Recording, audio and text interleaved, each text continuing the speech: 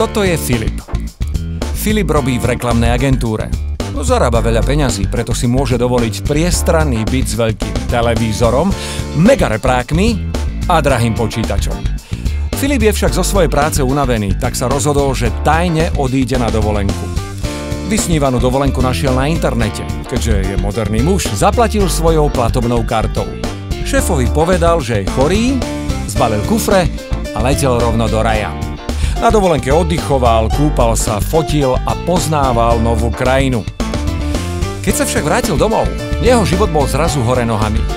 V byte už nebol veľký televízor, ani počítač, nebolo tam nič. Takisto vyzeral aj jeho účet. Nič, prázdny. Ako sa toto celé mohlo stať? Niekedy pred rokom napísal na čete svoju skutočnú adresu. Na Twitteri sa pochválil, že sa teší na dovolenku. Teda jasný tip pre vlámačov.